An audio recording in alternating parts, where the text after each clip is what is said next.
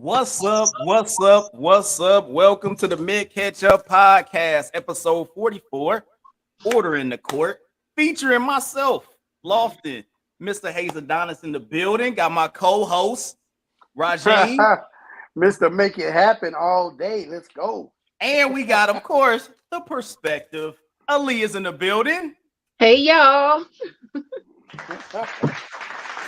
Fantastic. Another wonderful week we have made it through. It's been a long one. So Roz, man, how was your week, man? What was going on? Man, it's been a long week, bro. You know I'm down there Jamaican. I got like 7 jobs, so there's so much going. Booyaka. It's spring break. I know. Look, I can't be the only person to get pissed off when the kids ain't going to school. Like, go take your ass to school. Go somewhere. So that's. I've been setting up bounce houses, making shirts. It is what it is, man. Hey, the bounce house king over there. You know what I'm saying? If you need more, Mike, I got your commercial right now. If you need more bounce to the ounce and a t-shirt to go with it, call my man Rajeen, man. He Boom, you know what I'm saying? I can get you a bounce house. I can get you a bounce house and a t-shirt in the same day. Mr. Make It Happen, right there. You go. Mr. Make It Happen. Done. So Aaliyah, I know last week you was talking about the move. How was that going on? How's the week, yo? I'm sick of looking at boxes. I was fine, and you just said move, and that triggered me all over again. I swear for Jesus. It's okay. It's okay. I've been packing all day. I still got some stuff to pack. I want to finish packing up, a few things before I call it a night. But between that, working full time, and I got training this week and at the end of the month, and I move out at the end of the month. So it's just like busy. I'm busy. But that's okay. I'm in the bounce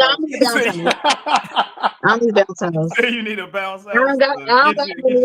Get some happiness in your life. Yeah, I'll be there for you. Chicken nuggets and things here. I don't need one of them.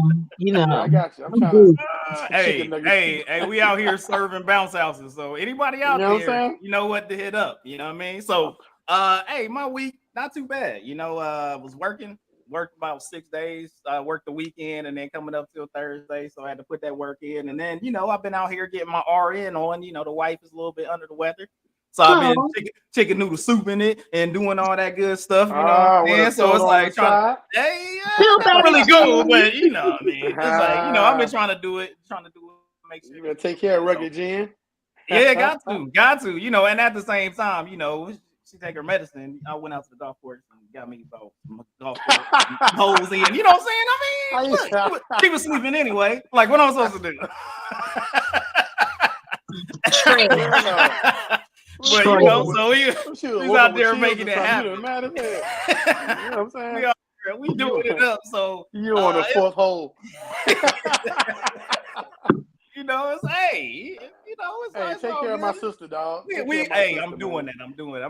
I just gave her. I just grilled some steak. You know what I'm saying? Threw some broccoli on that joint.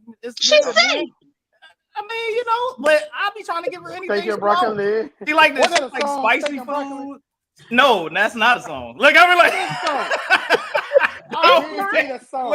I don't know, steak and broccoli. Look, yes, that's a song. That sounds like something that came. I've never heard of it. Like that's a kid song. Maybe it was like. I heard a chicken wing. I don't know about that one. Yeah, chicken noodle soup. Yeah, he just talked about the chicken noodle soup joint, but I don't think there's a steak and broccoli song. Now it's not a steak and broccoli one. I don't believe in that one. I heard chicken wing. And it goes chicken wing, hot dog and bologna.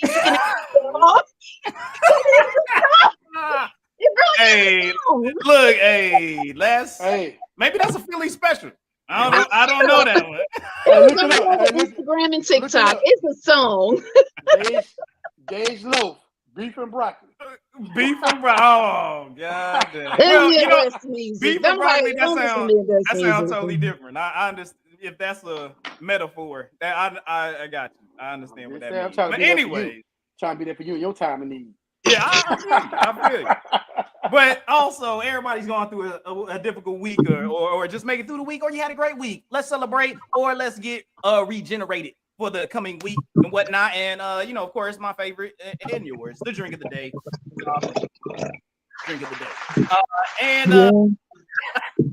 Still ain't get my drink of the day T-shirt, but you know.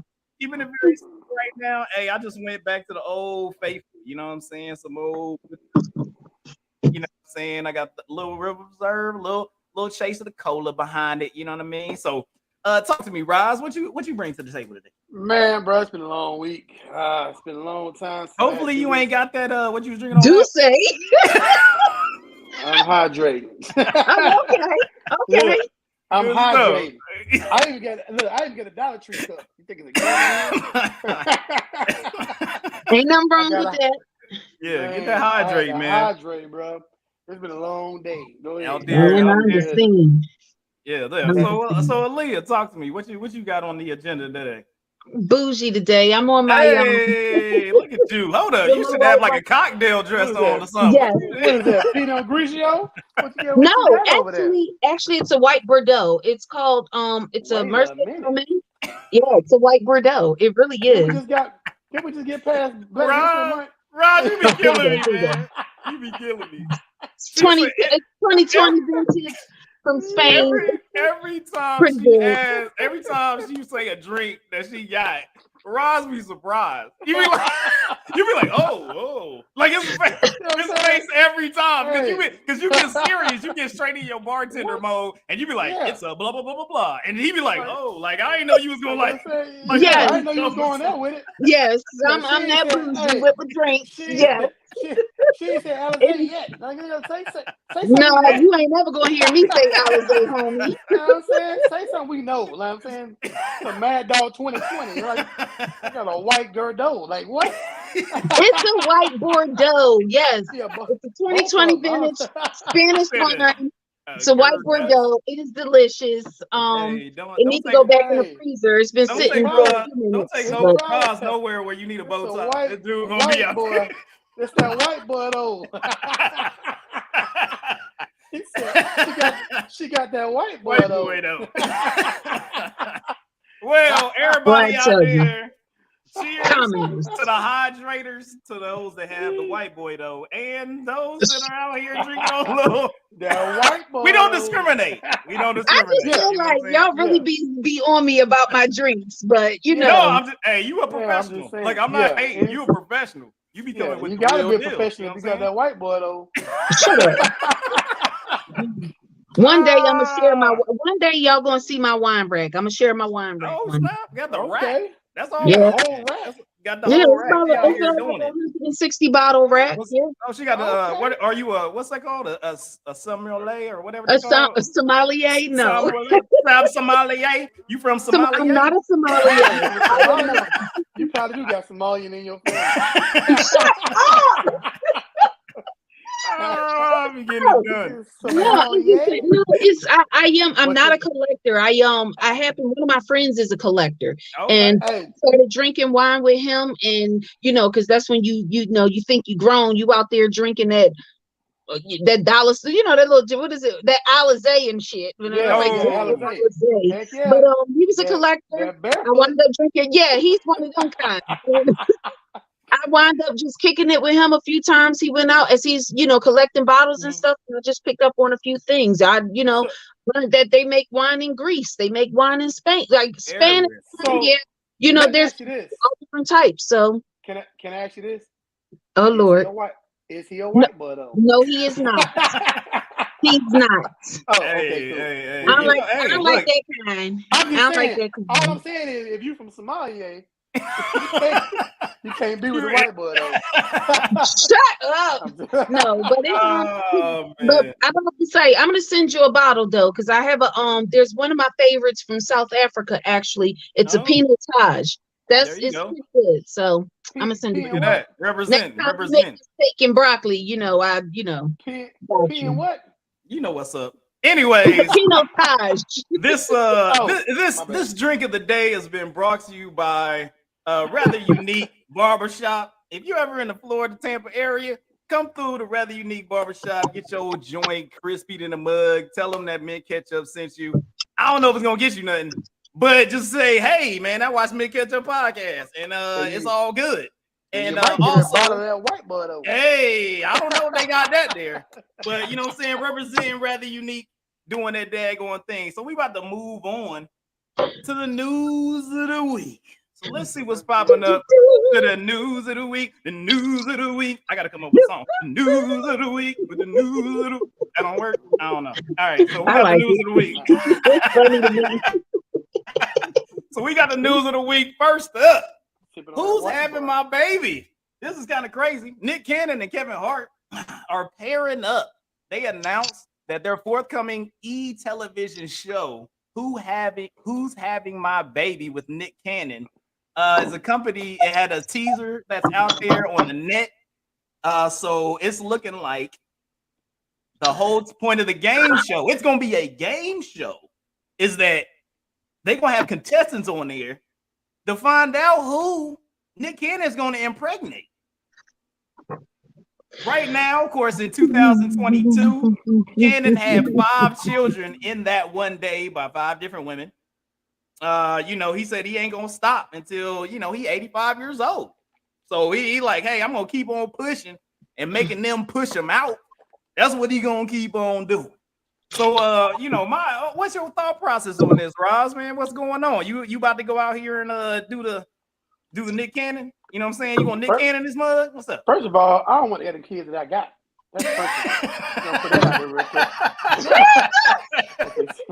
If y'all see this, I love y'all, but bullshit. Kids, the first I ain't got kicked. I don't have Nick Cannon money. That's the first thing. But I will say this: they are glorifying having all these kids. First of all, amen. In my opinion, you can just because you can take. They say, he can take care of it. He can afford it. That's bullshit. You know what I'm saying? You're not taking care of your kids. Taking care of your kids financially is one thing, but you're not spending time with all these kids. You're not raising these kids. Kids need guidance. They need to be taught things. They need to be able to share memories with their father and their mother, right? So when you just willy-nilly out here having kids, you know what I'm saying? You're not really spending time with your kids. You're not making memories with your kids. Like, you know what I'm saying? You can say, okay, well, I got these 2 kids. I spent a week with them, whatever, on vacation. Okay, but then you got to take them kids back to their mama. Now you're going on to the next one. You know what I'm saying? Mm-hmm. But people don't understand that. Then your kids asking you, where's my dad? Or why doesn't my dad live here? Or why doesn't my dad, you know what I'm saying? Why am I spending every day with my dad? You know what I'm saying? And so they glorifying something that's really not to be glorified. You know what I'm saying? I don't think this shit's impressive at all. You know what I'm saying? I mean, y'all can tell them I said that, but it is what it is. You know what I'm saying? It's just like call them right now. Financially, financially taking care of your kids is one thing. He said you ain't shit. Yeah, but as a father, are you really being a father? You know what I'm saying? Are you really being a father when you part-time? Let's keep it real. You know what I'm saying? I feel you. All right, so give me some perspective, Leah. What you think? He out here just dropping all type of DNA up in all these ladies. Like, I mean, what's the deal? They getting the checks though. They out here getting checks for at least 18 years. Like, so basically, I don't know. Basically, you soliciting a new business deal. Cause pretty much. Because I'm not. I'm. Don't say it. Where your mama at? Like, how you just show up on? Yeah, I'm going to have Nick. I'm literally standing in line to be a contestant to have Nick Cannon's baby, so that I can get paid the rest of my life. And I'm like, but and with that comes you have to raise a child. And I'm like, you like Roz said, I'm agreeing with him on this. That ain't impressive to me. First and foremost, I'm going to reserve that comment, but I'm gonna reserve that one because I almost said something. I forgot. Don't 13 on here. Hey, don't lose your job. That's all I'm saying. Just don't lose your job. I quite literally was about to say you're not practicing any eggplant discipline. That you just out here willy-nilly. With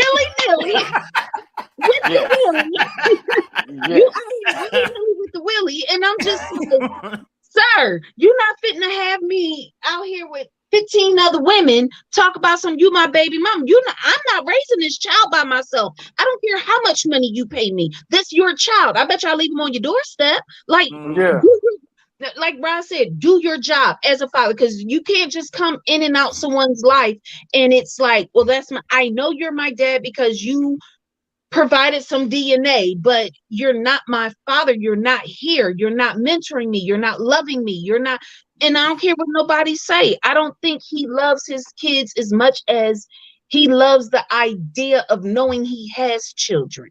You know what I mean? Yeah. It's like exactly. he's collecting kids and baby mamas, if that makes sense. And it's really disgusting. And I don't care how much you have, because you got people who ain't got that much, who ain't got Nick Cannon billionaire dollars and out here making babies like that. And that's dirty to me. It's just that's how. Now, don't get me wrong, because you got a few that got 12 and 13 kids, like Big Mama and them had about 13 of them by the same person. That's love. That's completely different. But so I want to say this too. As black men, we already get a bad rep for being bad fathers. You know what I'm saying? And now you got a company that's glorifying and making money off a black man that's just making kids to be making kids. Look, I'm gonna have to disagree, because for sure this is not something where E was like, "Hey, Nick Cannon and Kevin Hart." I'm for sure that Nick Cannon and Kevin Hart came up with this themselves. It was like, "Hey, you know what would be funny?" That's literally what it's like. No, but they still gonna make money. The company's gonna be like, if you want to embarrass yourself, cool. But I'm saying we'll make money. It's not just the embarrassment part, though. It's not exactly. It's not just the embarrassing part. It goes back to what we was talking about last week, where these big name media companies are making money off of those of us who aren't the pillars of our society. Yes, exactly.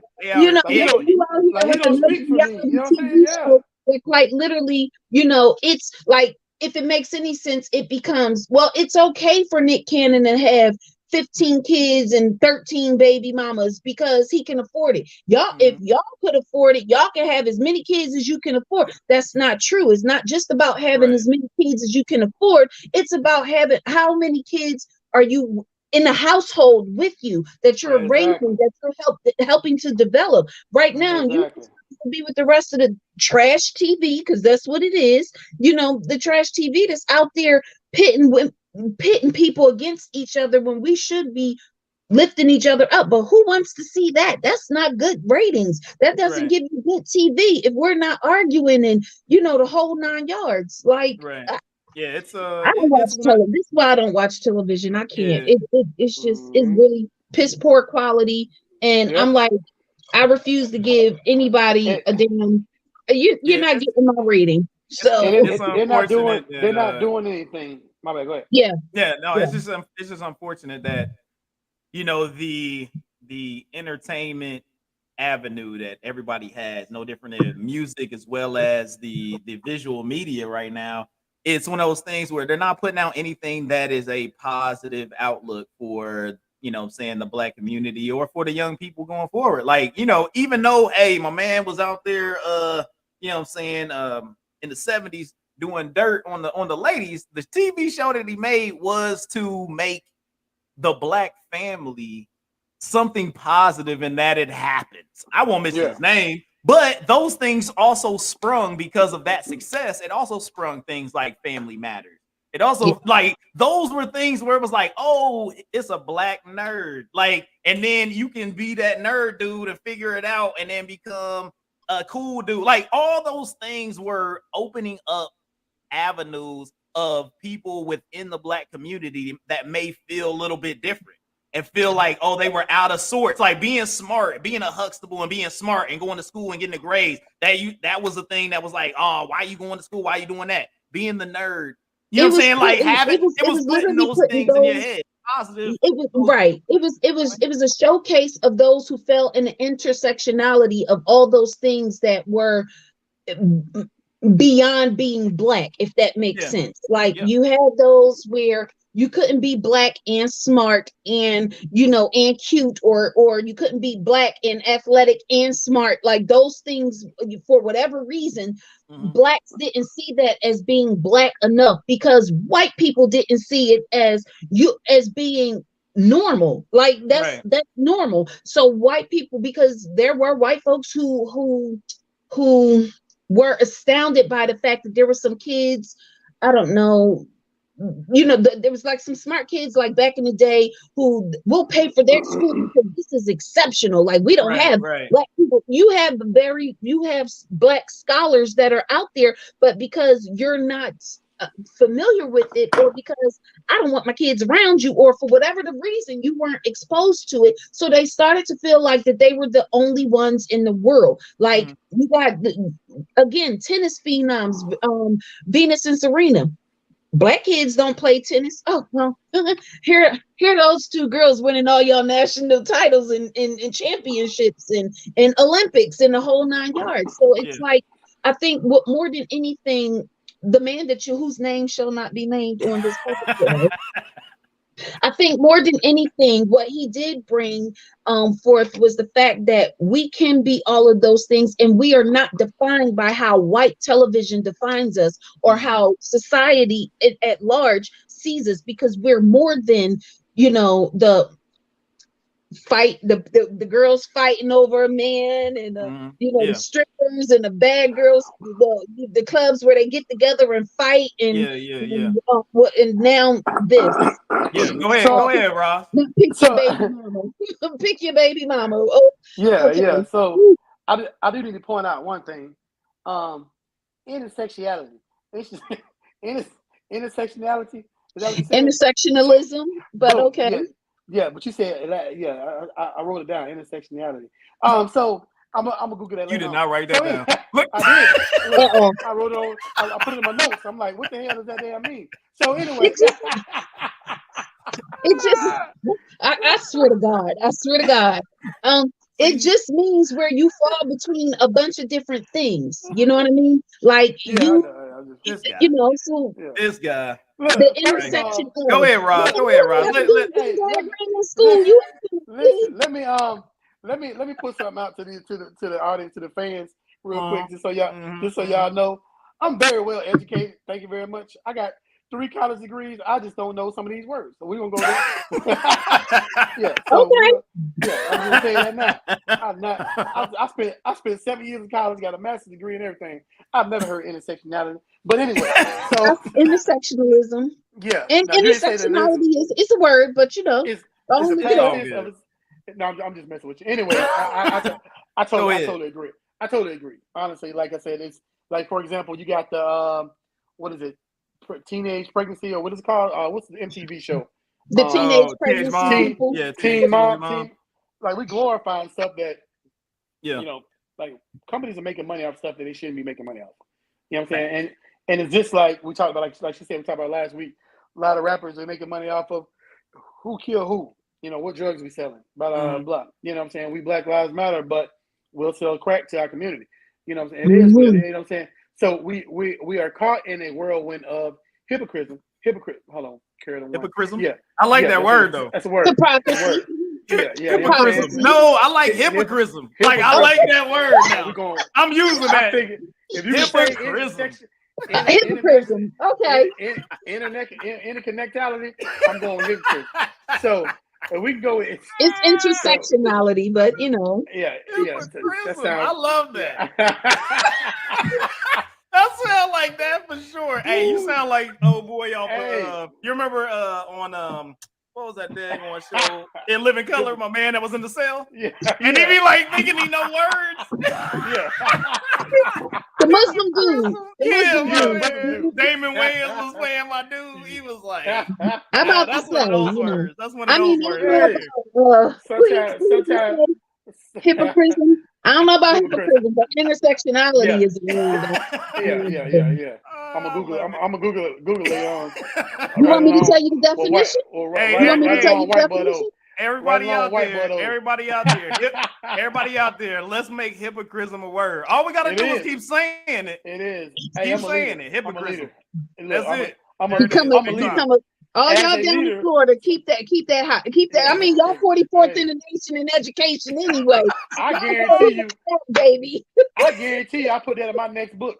They're gonna be like, what? He's like, I'm starting it. We getting it going. I'm gonna slip it in there. Y'all gonna be like, oh, this is hypocrism.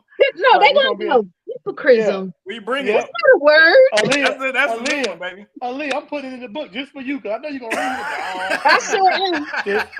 And I'm gonna get on all my social media. Y'all, this one gonna put hypocrism in the damn book. Chapter 13. It is gonna be one word. It ain't even gonna be a part of the book. It's just gonna say hypocrism and then move on. Or no, you can make that the name of a chapter. And then LOL. That's it. Name of the chapter be hypocrism. Bam. Yeah, I'm gonna put in honor of my dog Aaliyah. Hypocrism. And I'm gonna be like, what? Yeah. You know what I'm saying? So anyway, moving forward. All right. But like I said, go ahead, sir. Yeah. Finish we move forward. Yeah. No, I was just saying, like, we definitely we gotta do better as a culture. You know what I'm saying? And we gotta do better as a culture. You know, I know people out chasing the bag, but chasing the bag doesn't always mean your morals are in place. You know, it's just like chasing the bag doesn't always mean that we're gonna do right by our youth. You know, and we gotta think, 20, 30 years from now, it's gonna be somebody that said hypocrisy that's gonna be a president of the United States. Yeah, it's gonna happen. I'll tell you right now. Hypocrisy gonna be it, and they're gonna thank the Mint Ketchup Podcast. Somebody gonna be sipping on some white boy though, and they're gonna be like, "We just got that white boy though." And when the girl said, "I got flued out," like, you got flued out. I got flued out. We was on that hypocrisy. I had that white boy though. Look, I had that white boy though. Spring is so damn good. It's good. We making things better out here. You know what I'm saying? Thank you, Mint Ketchup Podcast. We out here doing Well, we gonna keep it pushing real quick, and more on a sad note, or just I'm inquisitive about this. The posthumously released albums and whatnot. So Gangsta Boo is coming out with an album. She had passed away in January or at the end or that New Year. She had passed away at New Year, the New Year party, overdose and whatnot. So now she's having her family or whoever's in charge of her music. They are bringing out an album that's going to be released the 7th of August. Supposed to include people like Lotto, Skepta, LaChat, Crunchy Black, and Run the Jewels.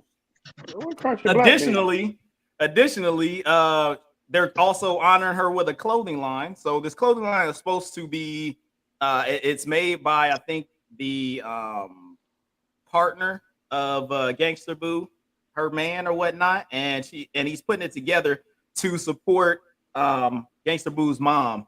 So supposedly 90% of the proceeds are supposed to go to the mom from this clothing line. It's supposed to be called Queen of Memphis. So my question is, are you going to, of course, listen to this Gangsta Boo album? And why are rappers honored more dead than alive? That is kind of the question that I have. So you going to listen to this album, Roz, and tell me your thought process on this dead or alive situation. So real talk, I don't listen to a lot of Memphis music, to be real with you. I was never a 3 6 Mafia fan. You never saw the club up? You never did? I just never even. But I'm just saying, I never rolled out and just was like listening to straight up 3 6 Mafia. I mean, it's some cats I listen to, but I just never a big fan. Gotcha. So I would say, I'm not gonna go listen to her now because she, God bless her soul. You know what I'm saying? She passed away. Because like I said, I was never a big fan in the first place.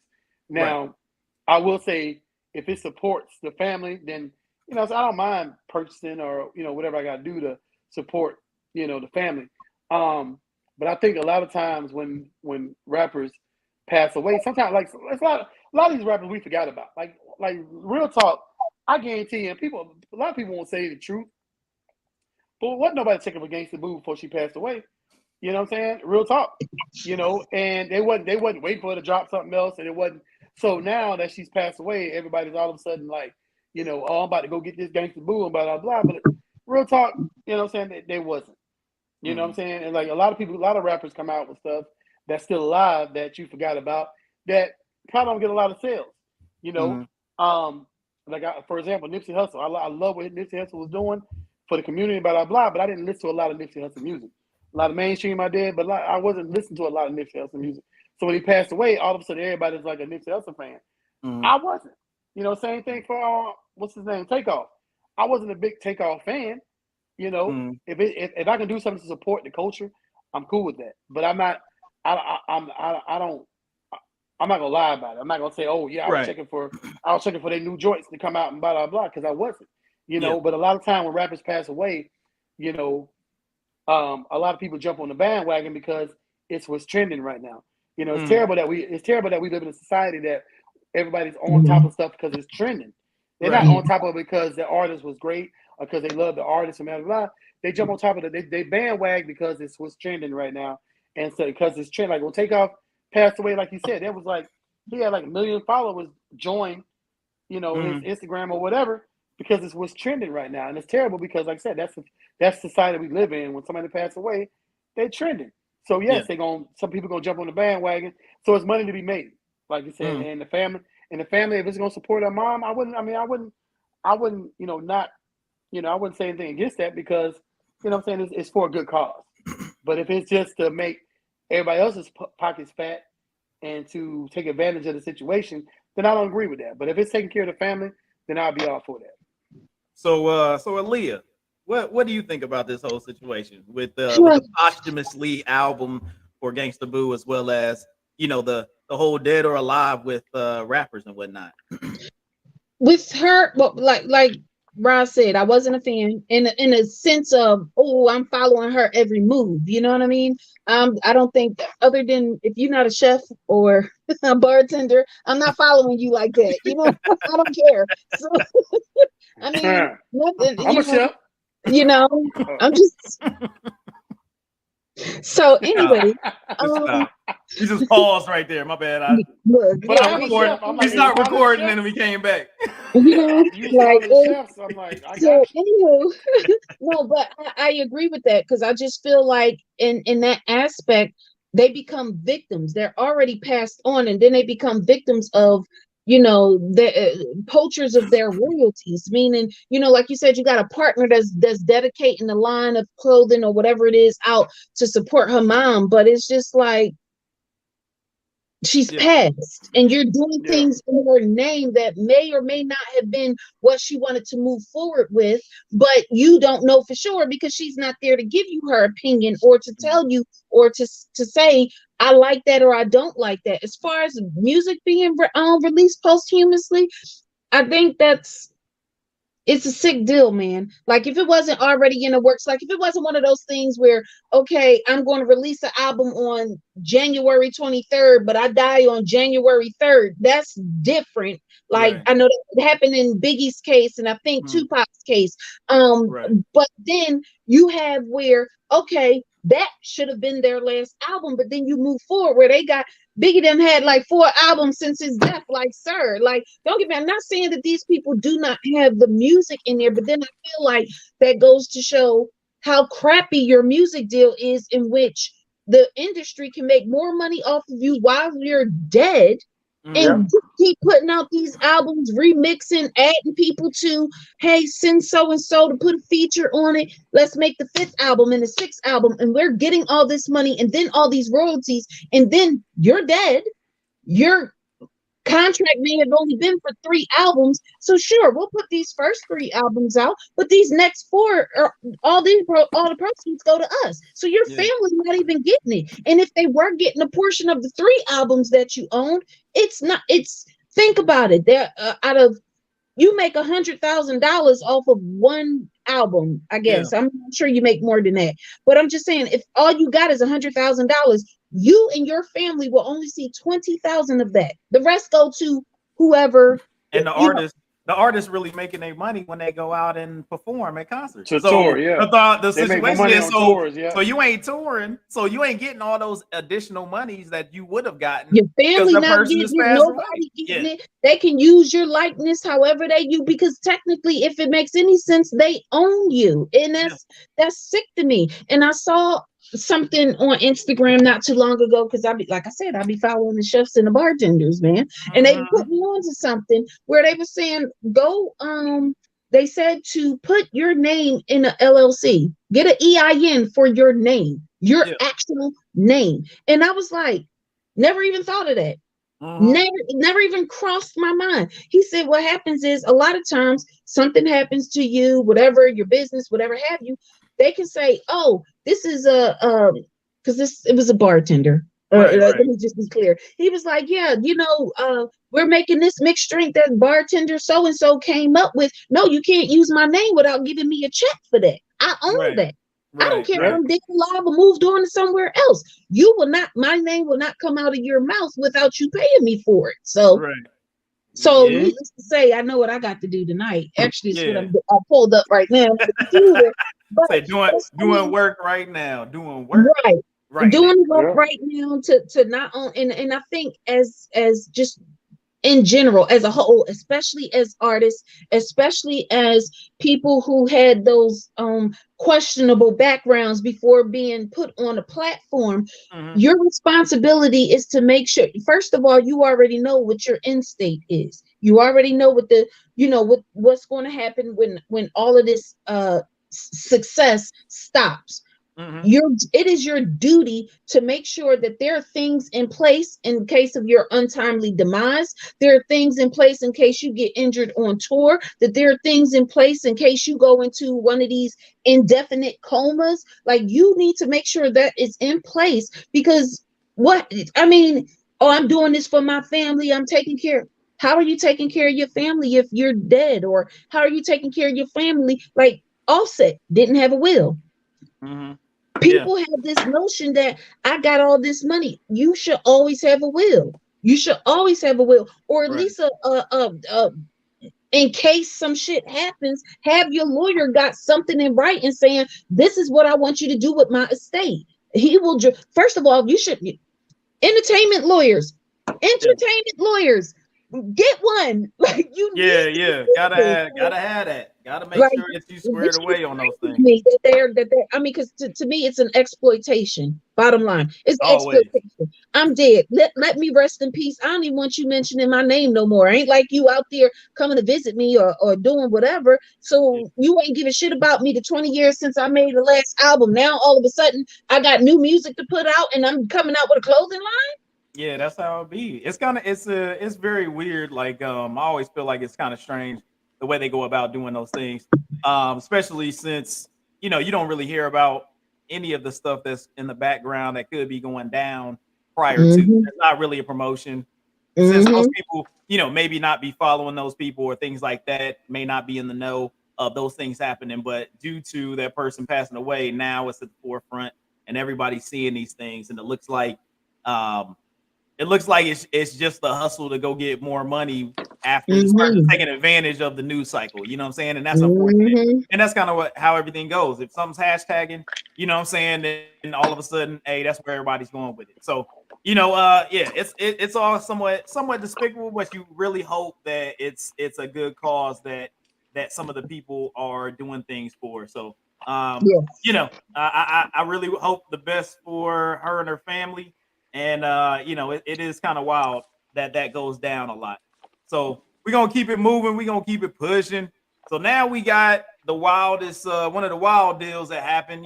Mexican cartel says sorry. 2 Americans involved end up getting kidnapped, murdered across the border in Mexico. Shai Woodard and Zendel Brown were the ones that were found dead. The Mexican cartel left a letter along with 5 men, and they with their hands tied, stating that these are the ones for the attack. It was a case of mistaken identity or whatnot. It's very unfortunate the situation. You know, rest in peace for those people, and you also have other 2 that were kidnapped that were found. Is this just a question? Is this one of the worst my bads you've ever seen? Hell yeah. You be like, they were just like, my bad. Like they literally was like, hey, here's 5 folks and a letter. My bad. Right, talk to me, man. What? Man, first of all, condolences to the family. I don't really believe the story on why they went into Mexico. It just seems really suspect to me. You know what I'm saying? Like for a tummy tuck or whatever, or whatever it was, BBL, tummy tuck, I don't know. But Mexico though? I didn't hear Mexico was a place to go get BBLs. I heard that was like Brazil or something. I heard that was further south. Well, they got this place you can go in Mexico to get good deals. I don't think I'll go to Mexico to get surgery. For electronic? Yeah. I'm not finna go for some rims, nigga. Like I don't think Mexico. Yeah. I don't think there about ain't like no surgery going on in Mexico. Surgery. I don't think about that. Ain't no surgery in Mexico. Not unless they open in your stomach. No, they got dentists and stuff over there too. They're like really cheap dentists. Yeah, like unless you carry something, you mule something. Yeah, exactly. I don't believe the story. I don't believe it either. Because first of all, you did not travel from South Carolina to cross into Mexico at Brownsville, Texas, because that part of Mexico, I can guarantee you, does not have no medical facilities whatsoever. And I'm like, so you just crossed over from Brownsville to Mexico, where there's the least amount of Border Patrol agents, no wall, because we still waiting on that wall, Mexico to pay for that wall that y'all former president has said was going to be up there. But there's Mexico is not a place to go and get surgery. Ain't but 2 things in Mexico, and that's vacation and party and donkey shows and muling, party favors and muling and exactly. Substances.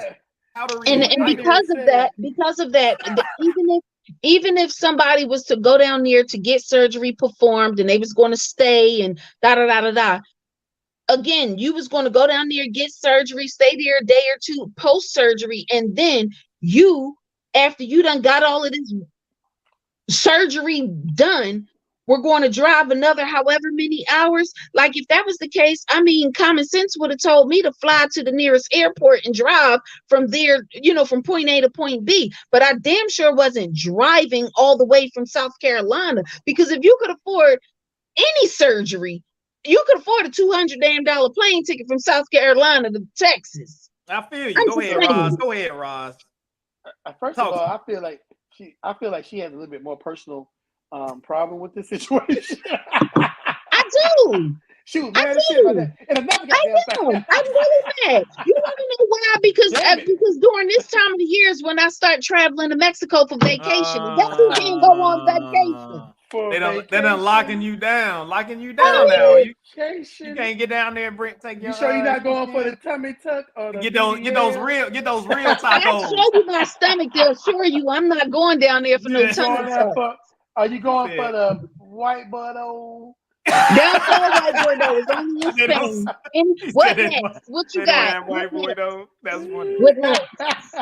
Roz, talk to me. I like sitting in the sunshine on the equator, drinking margaritas for breakfast. You was mad as hell about that. Said you was single to my ass. It's just like, honestly what it is. It is hard for me to garner any kind of empathy or to give you any kind of sympathy when you're sitting up here and telling these fucking lies. That's what it is. Like when that girl Paula went down there, that was heartbreaking, because you're not going to tell me that girl died. Don't get me wrong, because I've been to Mexico and I done seen the parties. We have a good time. But I can assure you, if we come together, we leave together. And you're telling her the first story when it was like she died of a alcohol poisoning. How do you leave your friend there and drinking so long? You're not policing your friend. I don't know. Maybe it's the military in me where it's just like, where your battle buddy? Where your battle buddy at?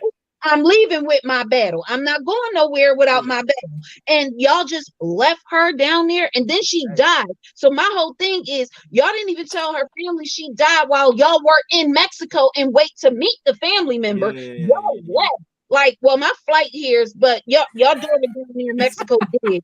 He said, I can't miss this. I'm priority boarding. Yeah, they said that she was with the white bud though. She wasn't. She was with our cousins, and things happen. No, don't get me wrong. That once, because it was it was a fishy story until the truth came out. This is one of those fishy stories, and I guarantee, as unfortunate as it is that those two men lost their life, again, rest in peace to rest in peace to them. My prayers with the family, and because they're going to be confused until they got answers. However, you know your people. You know your people. You know good and goddamn well your friend ain't go down there. He didn't drive his friend for plastic surgery. That was the cover story. That was I told the media and everybody else. But you know your people not going to drive somebody down there on a plastic surgery mission. Yeah. There was pianos involved in that, guaranteed.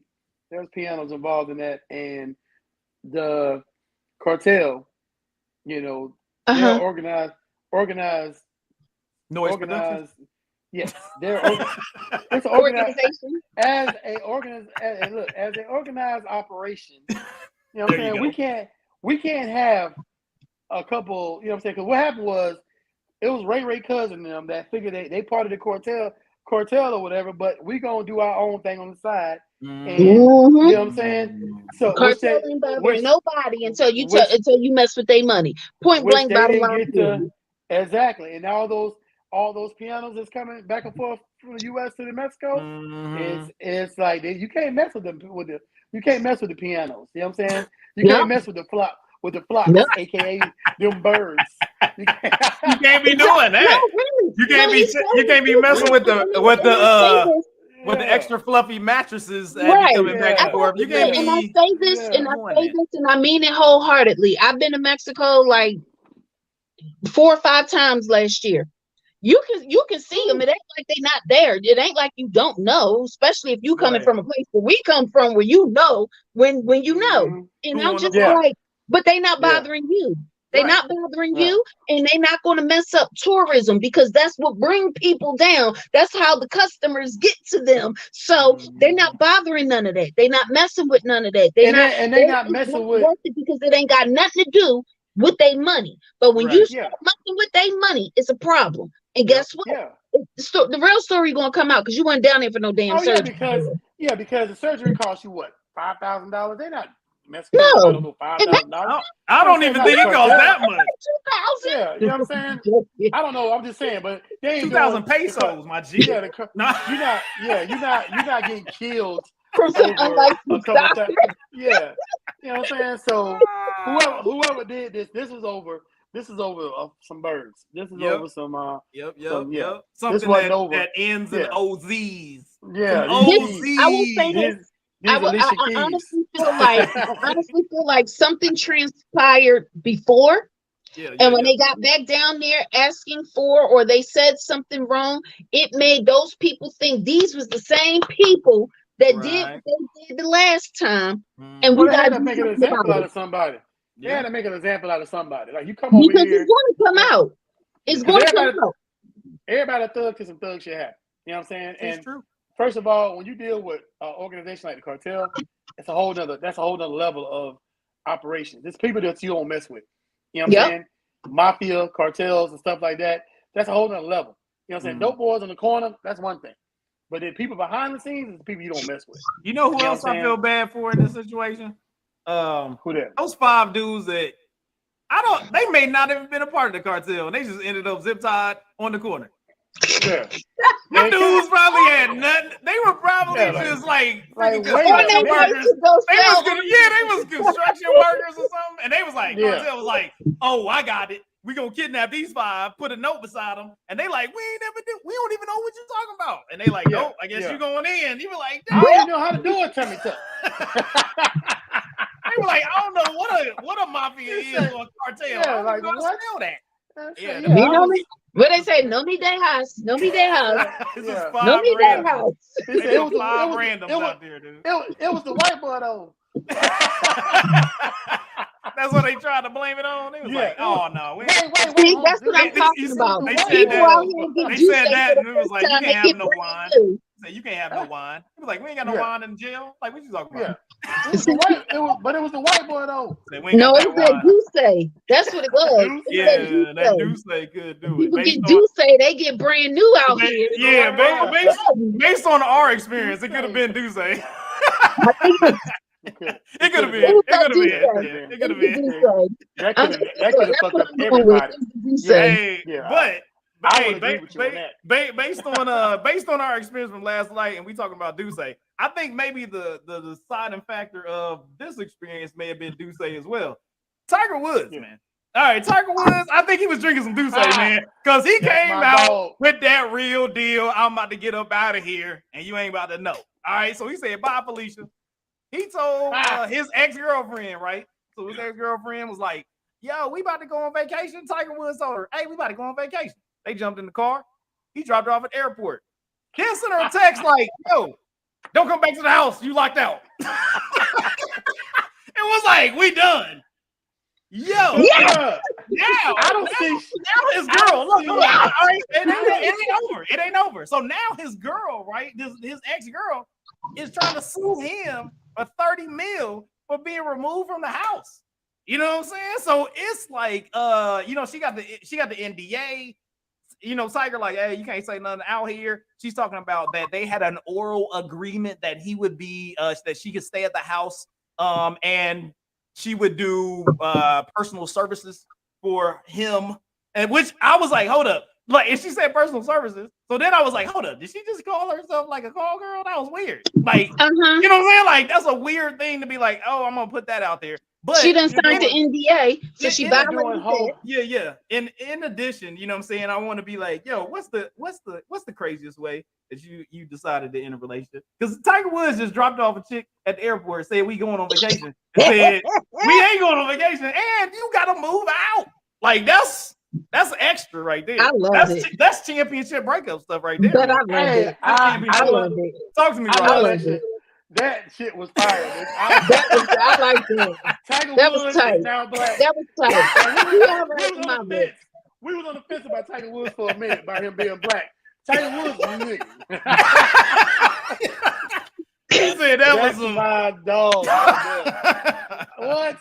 Tiger Woods said, "You want to see it?" That's championship breakup right there. Like, that dude is dope. Like, man, wow. Look, by the way, the door's locked. Don't come back home. Like, he dropped off in the airplane. He ain't got no ticket. He just said, "Hey, we about to leave. I'm gonna go park the car. I'm gonna drop you off. I'm gonna drop you off at the front. I'm gonna drop you off in the front. I'm gonna go park the car, and then and I'm out." Like, that's championship. That's what's up. That's championship, man. So I think for me the worst way I broke up with somebody, I actually went to work that morning and just told the person I wasn't coming back. Real talk. I wasn't I got dressed to go to work. All my shit was already in my truck. Everything, get ready to go. And I was like, by the way, you told them that? Yeah. Yes. Oh. By the way, we are just, and so because it's a fucking relationship, and I was like, I'm leaving. I had already planned this. So I had two vehicles. That ain't how I planned my exit. But so listen, so it's crazy because I had two vehicles. I had a house for the clothes and everything else. All my shit. I moved all my shit in a span of 2 weeks. I moved the whole car. How you know? That's how unattached this person was. He said the whole car was gone. Yeah, like you don't realize as a whole car missing something. It's like shit. Like all my shit. She thought it was in the shop. My shit that was in the closet, everything was gone. And she thought it was in the shop, man. She thought it was in the shop. She asked me after the fact. She said, "How long your shit been gone?" About a week, my brother. Like shit, my shit been gone for a minute.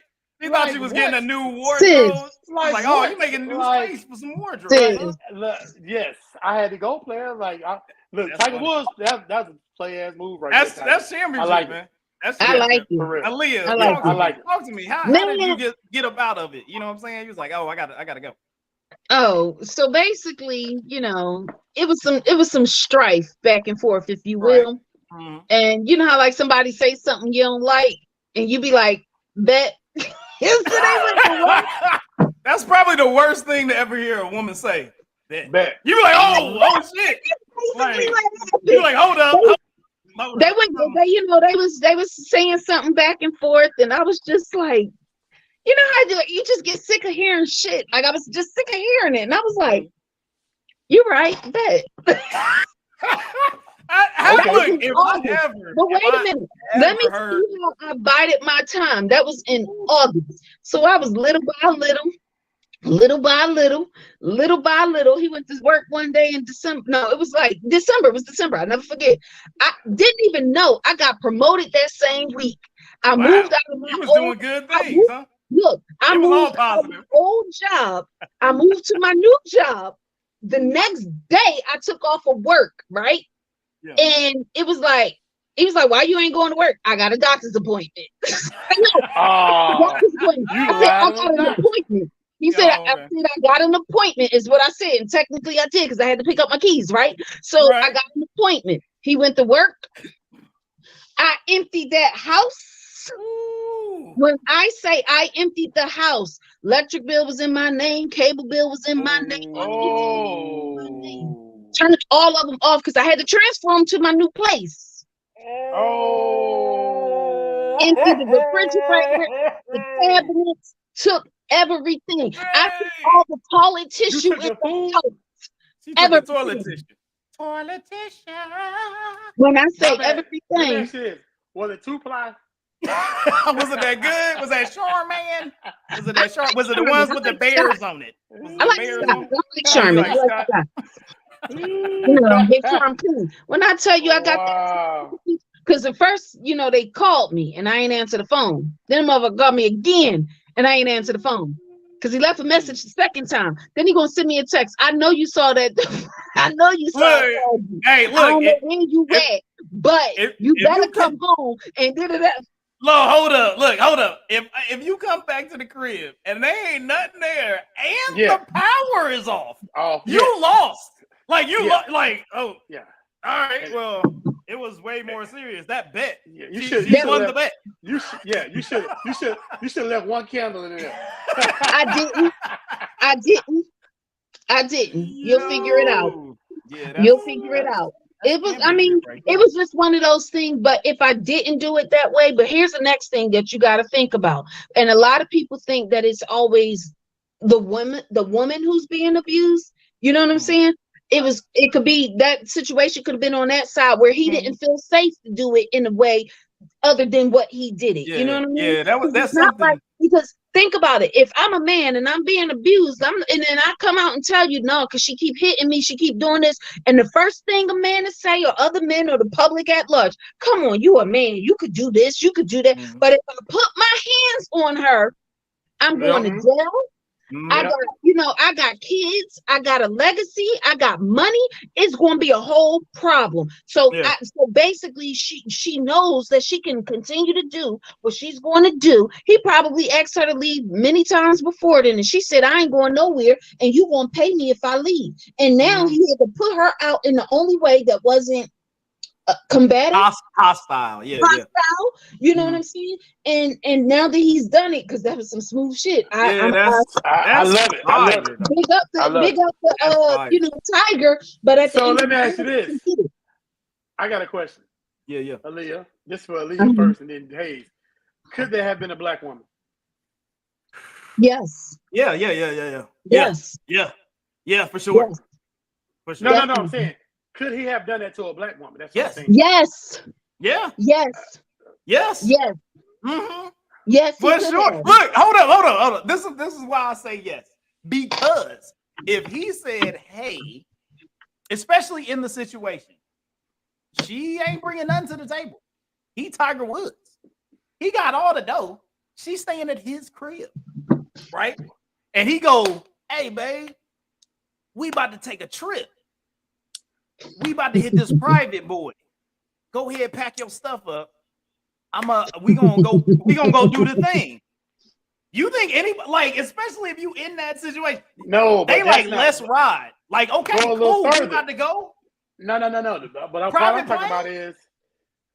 talking about is would it have slid? You don't think she would have went back to the house? Oh no, motherfucker! But that's the thing. She could have, but now she's. But what for? He done already told her she locked out, and she's not going to get back on his house, his property, his contract. But here's the thing. Because once he told you that you are out, you don't live here. You know, you don't have. You know, I changed the lock, so your key not going to work. Right now, you are an intruder. Yo. You are an intruder. You are an intruder all day long, left and right. I'm calling the cops. It's been many baby mamas intruders. Well, look, that's different. They didn't have security. That'd be like intruder alert. He gonna be messing around. He gonna be messing around on a golf course and get tackled. No, there's security there too. You think because you Tiger Woods? No, motherfucker, fuck you. Yep. Look, see now the thing is, if she was this is the whole thing that's different. Now, I would say a sister may do it different because she gonna be like, yo, I'm trying to latch. She's trying to latch. There may be something like, oh, I need to latch. We need to have something that we are tied together forever to get this done. If that situation. But you know, that's the only thing I can think. Especially be like, yo, look, if Nick Cannon out here just impregnating everybody and there's a whole game show, you know they at sisters like, yo, let me go ahead and get some of this Tiger Wood money. He got a lot. But the situation is different in that Nick Cannon trying to give away what he got, literally and figuratively. Tiger Wood ain't doing that. Tiger Woods like, I'm Tiger good. Woods ain't doing I don't that. need no more. Yeah, he ain't doing that. Ellen, Arlen, the first wife, the Swedish chick got the money. Her, he like, that's all I'm paying. Of his life, so he's like, I'm good. I'm good. I'm trying to play golf with my son, and that's it. At the end of the day, I wholeheartedly feel like I hope they throw this out because right now, what I see it as, you preyed on the affections of a man with means. He figured out your scheme. I mean, they had a long relationship. I mean, they had a pretty long relationship, still 5-6 years. 2-3 years? No, it was like 5-6. Yeah. Even still, 5-6 years. So aren't they common law? After so many no. If you had an NDA, as well as based on what her argument is that she had an agreement that she was doing personal services. That means you're an employee. Guess what? You got fired. You just said I'm an employee, and a part of our agreement being an employee was that I would live at his house as a tenant. Blah blah blah. Guess what? That means that you got fired. So you're out. I actually want to see her resume. But even still, it said I'm looking to hire. It depends on what state they live in. The Mint Ketchup Podcast. Like, no. That. Okay, no, right? No, it depends on what state they live in because Florida. Not all states recognize common law. Florida. And then if it is, each common law state has a different amount of years that they do service of the common law. Like I know Pennsylvania state it depends because I know some states is 10, some states is 7, some states is 6. It depends on the Does he still live here? Yeah, he still live in Florida. He's in Jupiter, Florida. Yeah. Oh yeah, Jupiter now because he wasn't Windermere here close by. Yeah. I think he's in Jupiter. That's where that he built his crazy big house where it has like 3 golf holes on the back end of it. It's crazy. It's crazy. I'll be mad to leave that mud too. I'll be like, damn. I wish I could still live there because there's nothing. There's nothing that's gonna be like that. But we're back to at the end of the day. We don't know what took place previously. And I say that to say that he probably could have asked her to move out as nice as he could. And she said, I ain't going nowhere. Okay. So now I got to get creative about how I put you out because you're not. Again, like you said, we have an NDA. You're not a tenant. There's a difference between being an employee and being a tenant. You're not a tenant because you're not paying bills here. Bye, girl. And y'all knew Tiger Woods would play up from the get-go. You know what I'm saying? Look, You know what? Look, I can tell you right now, the black community would have been all about Tiger Woods if he would have just came out and said, "I'm a true player for real." Like if he would have said that from the giddy up, then Tiger Woods could have been out here talking about, "Yo, I was just on a date with whoever," and everybody be like, "Yo, Tiger Woods out here getting it." He'd have been like the rappers, like, "Yo, Tiger Woods out here smashing. He out here doing his thing, and he out here winning." Like Tiger Woods is now he dating Ice Spice. Him and Ice Spice. He'd be like, Big Lotto. Like, he could have been with Nicki Minaj. He'd be like, "Yo, what's up? Yeah, what's up? I got you." Like, come on out here with these uppers. Don't get it twisted, and you can get some duck sauce. All that. Wow. I saying you about to get that good weed. You know I'm half Asian. Oh, you know what I'm saying? I honestly don't think he's attracted to black women. I don't. Hey, I mean, I don't think that's his cup of tea. Hey, Halle Berry, he ain't had the right one yet. Nobody ain't saying nothing about Halle Berry. Halle Berry doesn't have a black man. Yeah, she married to a black man. She is? Yeah. For like years, yes. Yeah, I don't fuck with her no more. She stopped texting me. Fuck her. The Mint Ketchup Podcast does not condone any of these goofy ass lies that this dude be saying. Ever since Monsters Ball, ever since Monsters Ball, she been tripping. Shit. Ah, man. Hey. I will say this. To each his own. You like what you like. You date who you date. You love who you love. Yeah, I know that. All that. Don't care. Everything she said. All that What's funny to me is, people, that question is often asked, "Oh, a black woman couldn't have, or a black woman should have, or a black woman would have." And I'm like, I need y'all to stop hanging y'all theories on black women. Like, sometimes I look at this. Sometimes you look at some of the nonsense that not sometimes it be happening where they just people get bamboozled on both sides. And that doesn't matter your skin color, race, or anything. Yeah. People get bamboozled, and people want to love, and they want to be, and they want the positive. Mm-hmm. Like it happens for everybody. Everybody love and to be that, have that attachment and everything. So it doesn't matter what it is. Muzz can get got by somebody that's very manipulative and can, what I'm saying? It's like you always everybody look at him like, "Yo, how's that person get beaten on? That's crazy. Why you in that relationship?" And then it be black women just like white women, just like any of them. So they don't see an out, and that's one thing I want folks to know. You know what I mean? That you have to understand that the mentality of most abused people is either they deserve it or they're there because of X, Y, and Z. I'm here for the kids. I'm here for because my mom, or he does this or she does that. But at the end of the day, it's still abuse, and until that person can recognize it as abuse and see it as being a problem, you know what I mean? They're going to stay in their situation. And to take it a step further, the most dangerous time that a woman and or a man has in life is when they're exiting that relationship that is abusive and toxic. There's plenty of shows on Lifetime Network and all these other things in which the woman left. The person left. You know what I mean?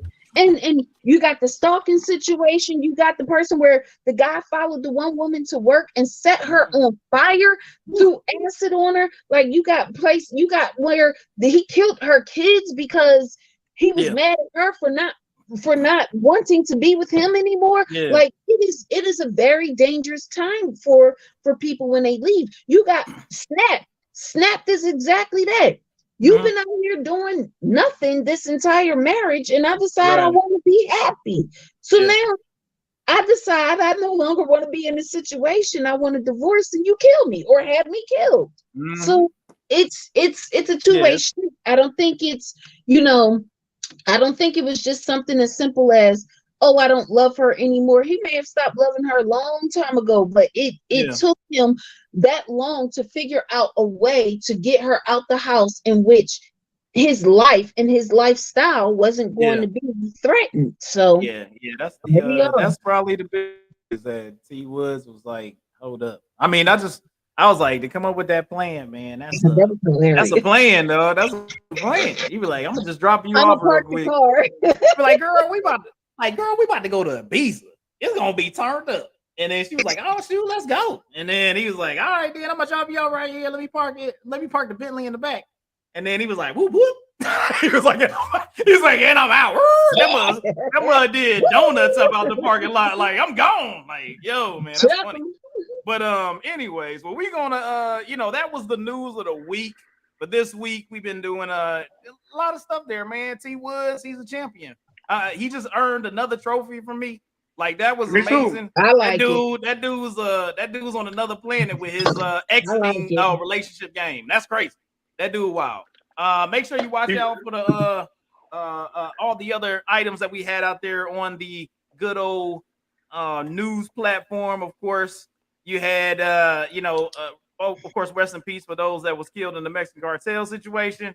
Check out that Gangsta Boo if you feel like. If you was, check out the Queens of Memphis clothing line that may be coming out that may help out her mother going through everything, as well as maybe when that show come on with Kevin Hart and him, you check it out. I don't know. You want to see who about to have that seed, but you know how it is. Well, all right, we gonna keep it on moving to the top almost 4, and this week it is mine. And I kind of just went ahead and rolled on with one of our topics that we had going on there. I went with and the top almost 4. Hey, gotta hit the sponsor. The top almost 4 is brought to you by Let's Get It Fitness Clothing. Let's Get It Fitness Clothing line. It's done by a dude with too many jobs. And he wants you to have you make more t-shirts. He will send them to you as soon as he can after he gets done blowing up 25,000 houses. So, Rob, let's get it. Daggone fitness clothing line. Go out there and get it, man. You know, I'm just having fun with my dude, but go out there and get that Let's Get It t-shirt. I got my t-shirt. I got to do my little video of me putting it on sexually and whatnot. You better put that on the front page. I'm going to put it on all like slow motion, like check me out. You know what I'm saying? It's going to be dope. So I'm gonna hit you with that good commercial for your joint. So yeah, go get that Let's Get It fitness clothing line, man. AKA Let's Get It. You know what I'm saying? Like, that's what we do. So all right. So for the top almost 4 for this week, I did the top almost 4 posthumous albums. So I'm gonna go over we're gonna go on the top almost 4 posthumous albums. So we got some honorable mentions out there. We're gonna go with Mac Miller. Circles, really good album. You know, he passed away back in 2000 and I think it was like 8 sometime. Mac Miller? I don't know. Mac Miller was a while ago. How long ago was it? I gotta mix. It was like 18. When did hold up? Let me make sure. Let me make sure. Oh, 18. Yeah, I thought it was 18. Yeah. 18? 2018. Yeah. Oh, okay. My bad. I got my notes mixed up. All right. Honorable mention is besides that, Big Pun. Yeah, baby. Okay. Also, honorable mention. Honorable mention, Eazy-E, straight off the street from motherfucking Compton. Okay. And let's see, one more. No, because I'm looking at like I'm just saying I don't really like the ones that I actually like. So yeah, so those are the ones that I'm going to say that are my honorable mentions. Also, you had UGK. I can never go wrong with some Pimp C, man. Pimp C just know how to put it on it. You know what I'm saying? So you had the last album with Bun B and Pimp C was UGK for life, and I had to put that one on there as one of my honorable mentions. So now we gonna get down to the nitty gritty, and my list for the top almost 4 posthumous albums. I'm gonna go with number 4, and I listened to this album. Very good. And I didn't realize how much I actually enjoyed this album compared to some of the other ones. It was Pop Smoke, Shoot for the Stars. Okay. That album is like, I'm like, damn, that Pop Smoke is freaking good, man. And compared to the other ones that I've listed, I was like, I listened to that album, I was like, oh, okay, so it had a lot of everything. It was one of those, it had some nice little club bangers. It had some like introspective joints. It had something for the ladies. Like, I was like, oh, this Pop Smoke, man, it really as an album, it was put together well. Then at number 3, I had Juice WRLD, Legends Never Die. I listened to that album and I'm sitting there like this is it's a mood. It was like, yes, it's very much a mood, but it was very much emotional in a lot of his writing and stuff like that. And I'm like, damn, this album, it was that good. Sound like Juice. That's a really freaking good album, you know. And he was putting, he was very much. You could see some of the reasons, or not necessarily some of the reasons, but him being very an emotional person. You could see why or how what happened to him because he was putting it. It was almost like he was putting his diary on the album. You know what I'm saying? So it was very much like he was putting it all out there. You're like, yo, my man is going back and forth in emotions. He's got a lot of up and downs. Like, but the way he put together the album and the songs and the melodic, the you know what I'm saying, the type of music, the background that he put to what he was writing, it worked for me. You know what I'm saying? So it was something that I liked. And then of course the final 2, I mean, they're classics. Final 2, Tupac, Machiavelli. This is what it is. You know what I'm saying? Like Tupac, Machiavelli, and then at number 1, I mean, Biggie. It's a Life After Death. Like, that's it. That one went hard. Like, I mean, that was probably the hardest. That was probably one of the hardest after my man died albums. I have a confession. Like, I went hard in the paint. Let me tell you. Yeah. So look, I can tell you right now, I'm not Tupac is not one of my favorite artists, but there's like that album has some good stuff on it, and we're talking about posthumous albums. So yeah, you have great. And that aspect great. Don't get me wrong, I was a bigger fan of Tupac as an actor than I was of him as a musical artist. Yeah. But I did like him on digital. What's it? Digital Underground. Digital Underground. That's what it was. And I'm like, exactly. Round and round. I get around. Hey. You know, but like outside of, don't get me wrong, he did have a few hits that I liked because again, it was mainstream music. So yeah, it's a good tune to listen to. But Tupac was never one of those people where I was like, oh, I'm gonna buy that album. But seeing Tupac in the movie theater, I'm gonna go watch that Tupac movie. You know what I mean? Yeah, for sure. I got one more honorable mention before you say something. One more honorable mention I forgot to ask or forgot to say, and I don't want to leave him out because the album is nice, and that's Big L. Big L had a great album that he had. Yeah, he's from New York. Big L had a good album. I never heard. I would say go check it out. It's a good album. So, anyways, go ahead, Ross. So I will say this. Good list, really good list. I'm a Tupac fan. So that Machiavelli CD to me was like, I remember when that CD dropped, I was riding that every day, all day for like a month. That was what I was riding to. You know what I'm saying? And so, and I like Biggie. Don't get me wrong. I know sometimes people are more biased because of, you know, the East Coast, West Coast beef or whatever. But those are two people that like are neck and neck for me. Tupac edges out Biggie for me. But good list overall. Like I said, Pop Smoke. I like Pop Smoke. Pop Smoke he was on the rise. You know what I'm saying? Died too soon, of course. Juice WRLD. You right. Very emotional artist. He put a lot of his emotions in his art. And the way he died was crazy. You know what I'm saying? He pretty much killed himself. That's the one that overdosed, yes? Yeah.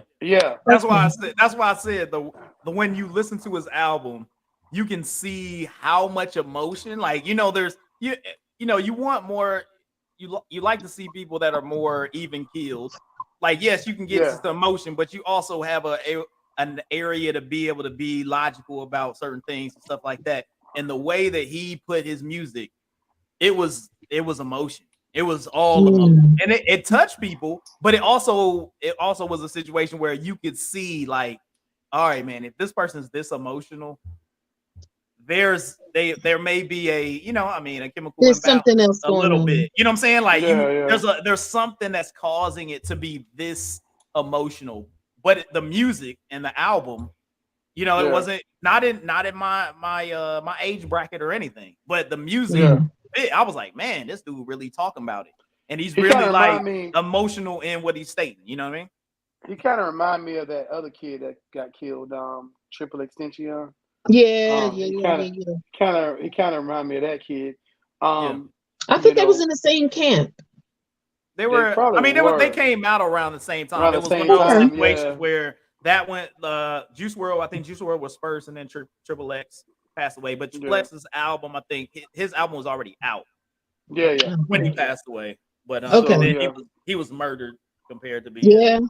Yeah. So, and I'm also being from the South. I am a UGK fan. So, Pimp C, of course. So, I like the list. I like it. Appreciate it. Right. Go ahead. Aaliyah, you got anything? Any changes? Anybody that you can think of posthumously? I mean, they had some other ones out there. Like they had like an Aaliyah album that came out afterwards. They had a Left Eye album that came out. But see, we're back at what I stated the first time. I understand. You know what I'm saying? I feel like a lot of what they did was the music. Not even the music industry, the music companies. Mm-hmm. It's not like they were pressured to put out an album, but they were pressed to make money. Well, we got something we could throw together. We can make some money off of this. And that's what they did. I think Aaliyah's album was out because her single was out prior to her passing. You know what I mean? And it was just like, even with all of that, like I said, I know Tupac put out an album, or a Tupac album dropped after his death. I know a Biggie album's dropped after his death. But it was those things that were already in the works. You see what I'm saying? Like they had dates. We're releasing on this date. Yeah. It's like we're still working on it to be released. We're releasing it. The issue I have is you're still making money off of him and they're dead. Yeah. You see what I mean? I mean, for sure. And you know, I mean, and I don't know. How do I get my cut? And if you, like you said, if my money comes from the tour and I'm not obviously can't tour because I'm dead, my family ain't eating. So you out here using my name, my likeness, my image for your own personal gain. I got a problem with that. So let me hop on this. I mean, you hop on this website and go ahead and you look at this. You look at that. I mean, it could be a little. It could be therapy, but also it could be, taking advantage of the situation when you look at Puffy's situation, right? So you look at Puffy, like Puffy came out with mad albums after Biggie went, passed away and flew to stardom by himself, just being Puffy, right? But then you look at like the other side of that, right? And you look at like the Death Row situation, like Tupac, like Death Row just was death. They just was who they was. Like they weren't. I don't recall them putting out a whole bunch of stuff based off of Tupac.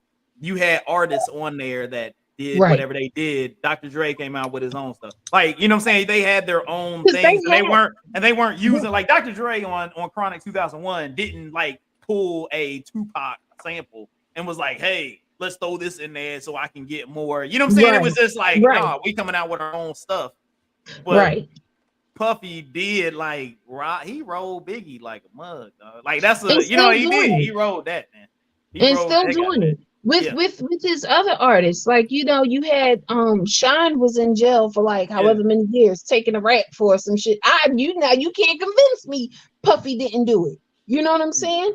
But at the end of the day, we don't know the outlying deals that were made. You know what I mean?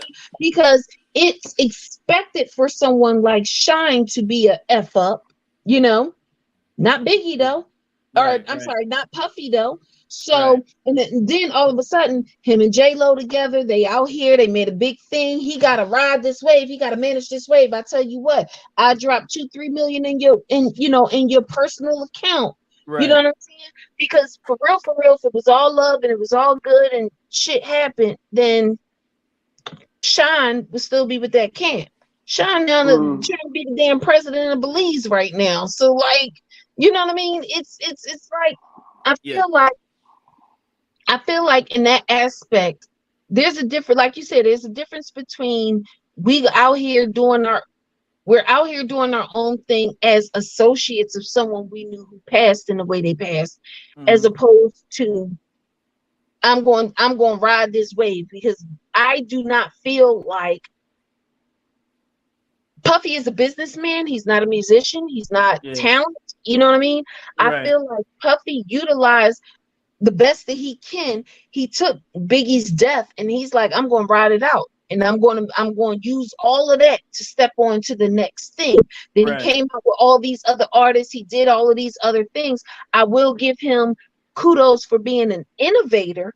But at the end of the day, you ain't bro, you slime. Like, yeah, you right, Brown. Yeah, J-Lo jumped ship for sure after the accident. She wasn't down. She wasn't down. She wasn't down for the team. She for sure got up out of there.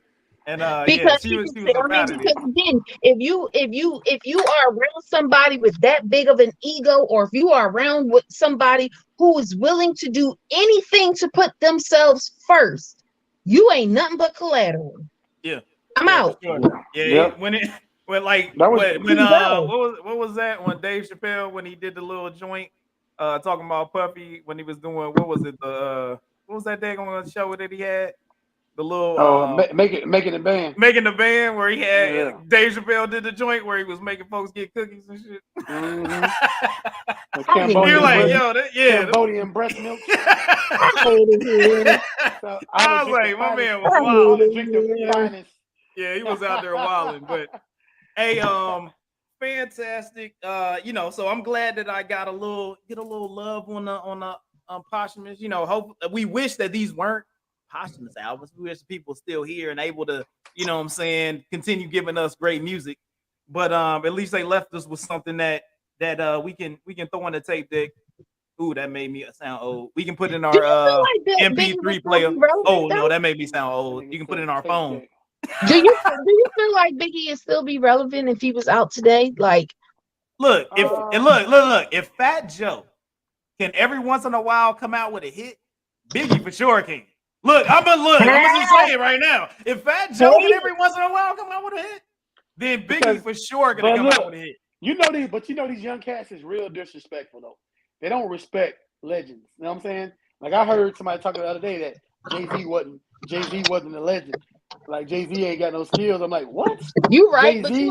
But here you go. And this is when you say, but see, there's the difference between I'm just trying to get some shine and immaturity. Because I'm just trying to get some shine is I'm going to say any and everything to get me some attention. Right. Maturity states that you right, but I'm a billionaire and you not. So yeah. I mean, it's true. Hey, one of the deals, hey, you got folks out there saying, that Drake that GOAT, right? And I can say, hey, Drake makes songs that people in the club like. You know what I'm saying? Like that's what it is. Like people, that's what they have. But that doesn't mean to me, I feel like there are multiple. It's just like being a great basketball player, right? So if all you can do is shoot threes, that doesn't make you a great basketball player. That makes you great at shooting threes, right? First of all, talking about Steph Curry like that. Look. He is a beast, though. Hey, Steph don't just shoot threes. That dude be balling, right? Yeah. But that's what I'm saying. Like if you're really good at one thing, that doesn't mean that you're the GOAT. That means that you're really good at that. And Drake is really good at saying, hey, new person that just came out and you're hot, let's make an album together. Keep me relevant. I will do this, never do it, and then you rap, and then people are going to be like, I bought the album. Look, guys, look, Drake is great. And we put him out. Like, that's what he does. But the thing is that Drake does not have the all-around accolade, right? You have people like Kendrick Lamar, J. Cole, where they've had not only mixtape love, they've had club love, they have club songs, features. They've also had introspective and deep songs. And guess what? They also got statues that people be giving to them that they be like, yo, this is a shiny statue. You are really good. Like, so they've hit all the check boxes and Drake doesn't have. Let's give me the most introspective Drake song, and I'll say, give me something that's gonna tell me something. Hey, Yes, let me say this. But let me say. Go ahead, Ross. Go ahead, Ross. No, go ahead. Shit, Leo was talking. Go ahead. I was going to say, here it is. I feel like, but those two examples that you used, Kendrick Lamar and J. Cole, again, favorites. But to me, I don't see Drake like even in that. That's what I'm saying. He's not there. He's not even. But he's not even in the same category as them. I got a hot take. I got a super hot take right now. Okay. Drake is the MC Hammer of I fucking hate you. Oh! Let me say this.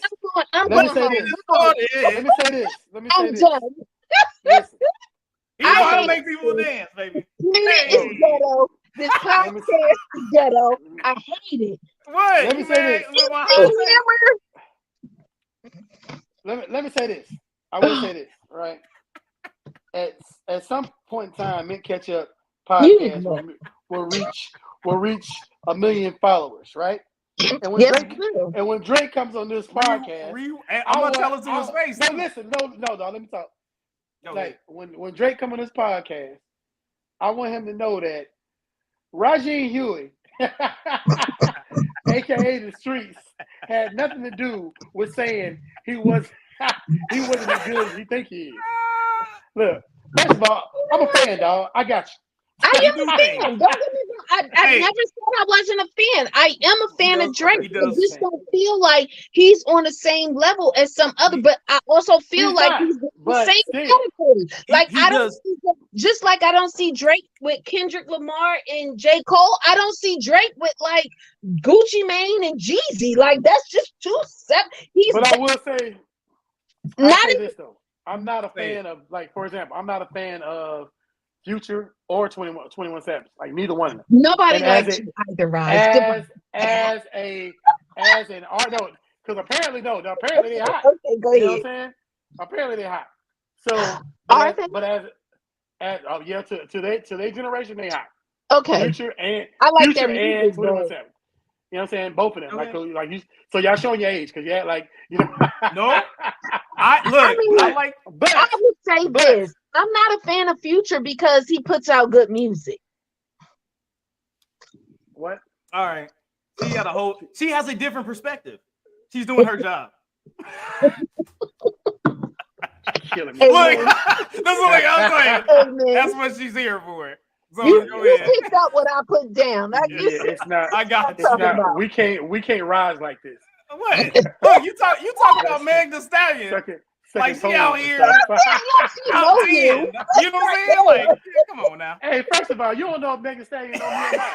I do, because you out here inflating bouncy houses. I know Meg Thee Stallion don't know you because she don't follow this podcast. First of all, you wouldn't be inflating. Look, you wouldn't inflating bouncy houses. I got my own Meg Thee Stallion right here, right?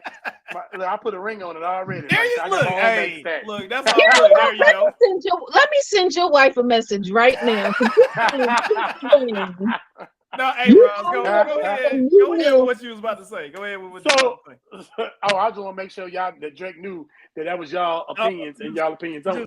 So, with that being said, like you said, it's that he is not on the platform with, like you said, J. Cole, Kendrick Lamar, blah, blah, blah.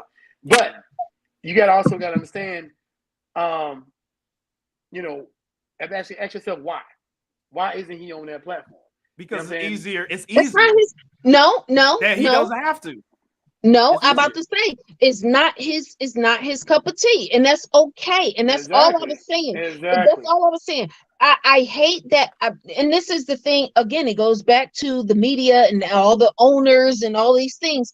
I hate that they feel like there can only be one. That's not true, and it's not the case.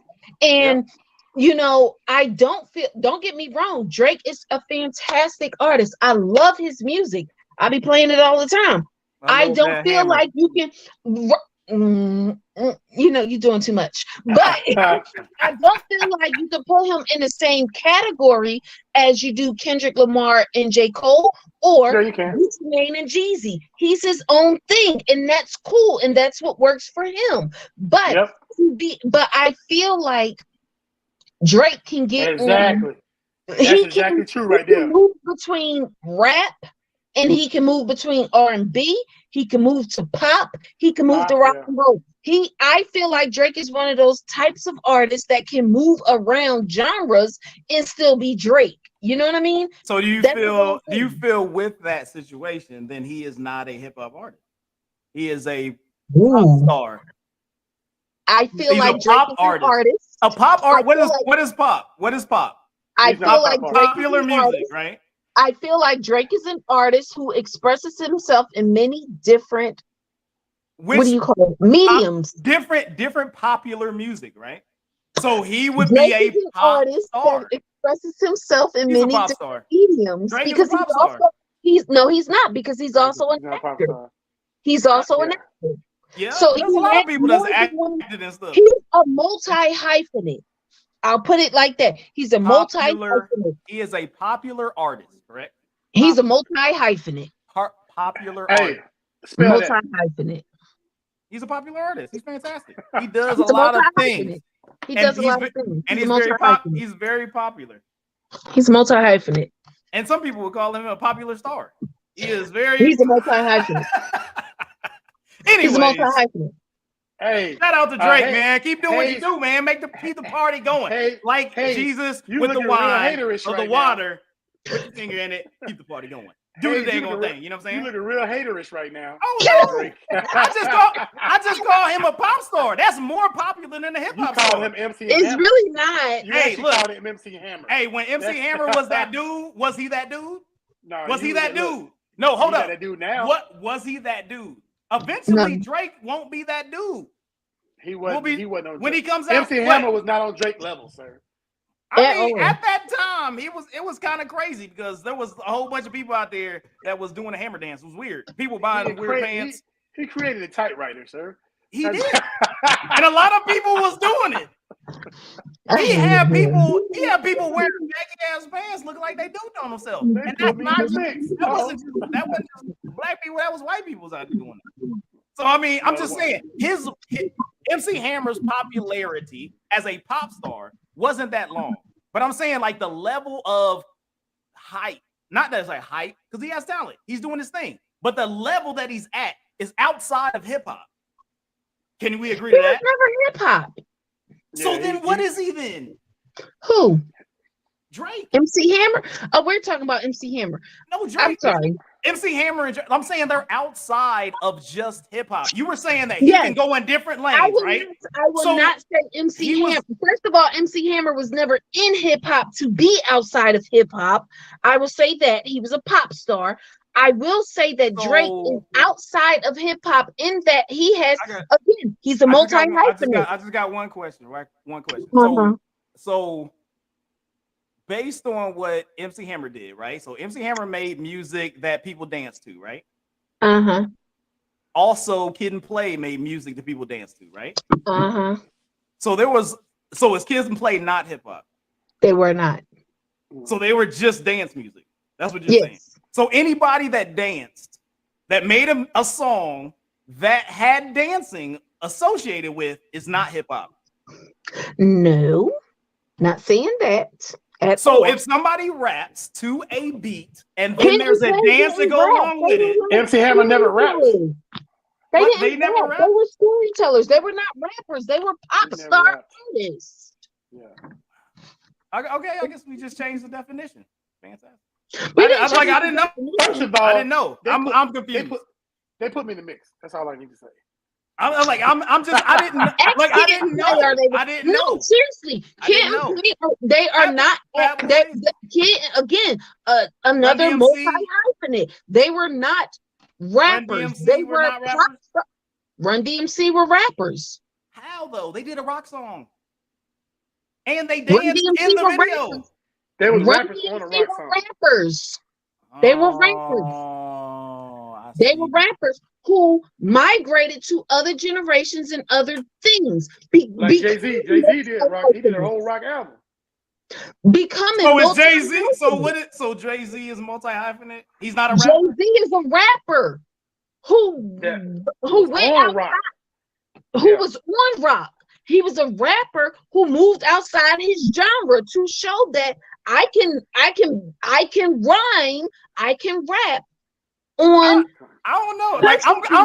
Like I'm just saying. Me personally, maybe I'm just not. I don't have a master's degree like Roz. I don't understand how that's different.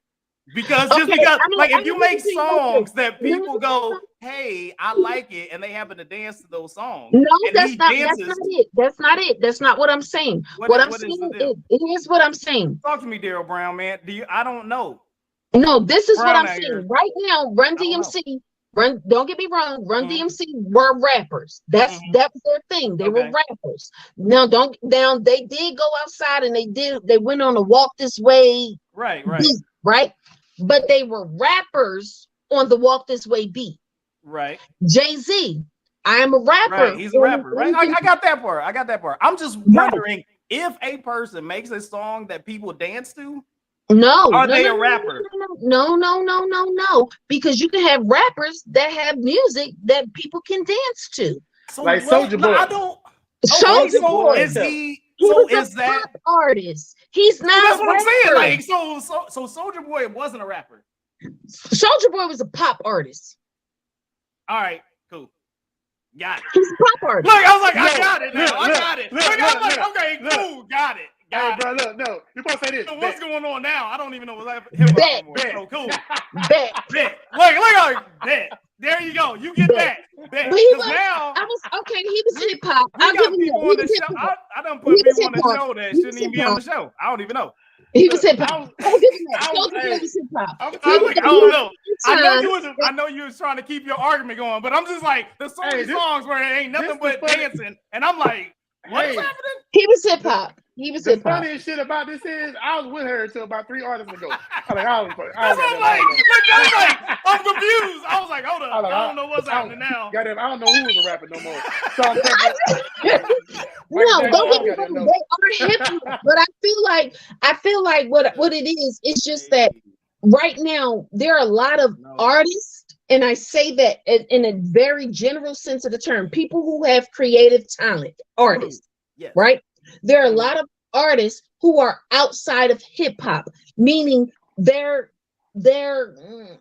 artistic space is not solely in hip hop. Look, okay, so Brown asked, what kind of artist do I consider Queen Latifah? I feel like Queen Latifah is, up until she came out with her totally different genre of music. Like, she literally came out with a totally different genre than she was used to. She was a hip-hop artist in that time frame. She did hip-hop music until she came out with her self-titled government name album where she was actually singing, which was different. She moved into a different genre. And she also had a jazz album. Right. That's what I'm saying. She moved into a different genre. But we're talking about music. And music-wise, she was a rapper. And I don't know, but I don't remember any like songs that I was about to bust a move to that was Queen Latifah joints. You know what I'm saying? Like, but that wasn't like but I'm just sitting there like, if you make a song that somebody dances to in hip hop, that doesn't make you a pop artist. I feel like you still hip hop. You still it depends on your level of lameness. No, you're making a generalization when I was thinking about it. So Roz had the perfect thing. That is the reason why you were saying he's a pop artist. It's his level of lameness. So I got you. That was it. That was what you didn't want to say. So he's still hip hop. You just like, that dude lame. I ain't like it. It's a level of lameness. That's what I understand. Yeah, that tells everything right there. I understand now. I got it. True. True. I got you. Right. So look, I got you. You could have just said that. You could have just said, "Oh, that dude was lame." And I was like, "Okay, cool, that's fine." But he was still hip hop. There's a whole bunch of trash hip hop, and they still hip hop. Like, I mean, no, I think anybody who considers themselves a rapper. Don't get me wrong, and I say this. Anybody who considers themselves a rapper, anybody who because there's a hip hop outside of what we know. You know what I mean? There's African hip hop, there's Asian hip hop. It's still the movement itself, it's still hip hop. Yeah. And that's what I'm saying. The movement itself is different. What I was trying to say was that there are some artists who aren't defined as hip hop only, meaning their platform isn't just hip hop. They're multi-hyphenates, meaning they excel in every there's other lanes that they excel in. Drake being one of them. What's his damn name? 50 Cent being another one. I don't see Jay-Z doing anything outside of hip hop. I'm just talking about music. That's what we're talking about. I'm not talking about anything else. I'm just talking about the music. So when they I haven't like Drake has a as of him having Drake is only hip hop. No, but Drake is only hip hop. He's only hip hop. I don't see. No, don't get me wrong. Sing, like his last what was the last album we listened to? Hip hop. That Nevermind. That Nevermind. And we said Nevermind. He didn't break out he didn't bust out on the R&B charts. He's hip hop. He's hip hop. He was on that electronica or something. I don't know. It was on something else. It was on another. It was on a whole another deal. Yeah, it was on something else. It was something else. Hip hop. He was giving music to fans. He's Canadian. He's up in Canada. Drake wasn't hip hop. Yeah, because he even said it wasn't. I said he's a multi-hyphenate. I said that. That sounded like he a zombie. He got some shit, huh? What? He said he a multi-hyphenate. Look, either you got it or you don't. That's all it is. Good job, Bernie. I agree, sir. He moves hip hop forward. I give him that. He moves hip hop forward. I give him that. All right. What about Chris? Okay, let's end this show because this is ridiculous. It hurt my head to know that any song that you dance to is not hip hop. I didn't know it. Now I'm learning. Crisscross. Hip hop. Not hip hop. Because the first song that came out makes you jump. You know what I'm saying? Oh, hold up. House of Pain. Don't jump around. They're not hip hop artists. Yeah. Like there's a whole bunch of stuff. Yeah, jump your ass right out of hip hop. He said, "What?" I don't know what's happening. Jump your ass right out of hip hop. Hip hop artists. I didn't know this. We was hip hop, then we was. All those break dancers, man. I don't know what we just let you slide it out right out of hip hop. House of Pain was not a hip hop artist. Why? They first song was make you jump, jump around, sir. Dance. That's you know who plays that song the most in the world? Who? Black people. If you look at like if you ever watch college football and the University of Wisconsin, which you would say is probably not, the most melanin folks up there. Melanated. Guess what? Their halftime song. Their halftime song is freaking Jump Around, and that stadium go crazy, man. They be wilding out. But I like it. I like House of Pain. But look, what you just said was like, but they are though. They are. They got Wisconsin jumping. Hey, ain't got Wisconsin for life. Wisconsin doing it. You know what I'm saying? I like it. Giannis on the Kumpos and whatnot. You know what I'm saying? I like it. Look, your criteria for hip hop, man. I don't know. Okay, I don't know. Let's move this along. We better get about it here, man. We'll be here all night talk about this. Yeah, that's true. We will. Just got one more thing to say. Trying to make me say that I said what I said. Hey, if you look, I mean, it's a serious note, but also if you have an issue or you're trying to understand what hip hop is and it's driving you crazy, you know what I'm saying? Make sure you contact the National Suicide Prevention Hotline at 800-273-TALK. National Suicide Prevention Lifeline at 800-273-8255. Somebody is here for you. They're here for you. Talk to your family, talk to your friends, We're all here for you. Talk to somebody because it can get better. There is a way that it can get better. So make sure that you touch base on that. Once again, guys, this has been a wonderful show. The show has been brought to you by all the other sponsors that I've said earlier. We got LGI, you know what I'm saying? Let's Get It Fitness. We got bouncy houses, bouncy houses. It's just fun and games. It's just fun and games, bouncy houses. That's hey, man. The name of the company is Just Fun and Games. It went off my head. Yeah. It went off my brain right now. It says bouncy houses. Yeah, no. Hey, bouncy. Yeah. No. Just fun and games. Just fun and games, bouncy houses. Also, hit up Rather Unique Barbershop if you happen to be in the Florida area. This show ran a little bit long because we was trying to figure out what hip hop was, so I'm sorry about that. Trying to figure it out. I don't know anymore, but hey, I guess we still don't know. We'll keep the show going. We may be wrong, guys. We may not. We may have people that aren't even hip hop on the show. We don't know what's going on right now, but we might have change the dynamics of the show. It's a hip hop show. We don't even know what the hell we are. Yeah, it may be. We are not rock and roll, sir. Make sure you, you know what I'm saying, you get your drinks ready for next week. It was fantastic being out here with the squad. Once again, you know, it's the Mint Ketchup Podcast. We love you guys. Hayes, Rajim in the building, and the perspective of Leah. We here. We'll see y'all next week, and we out. Bye.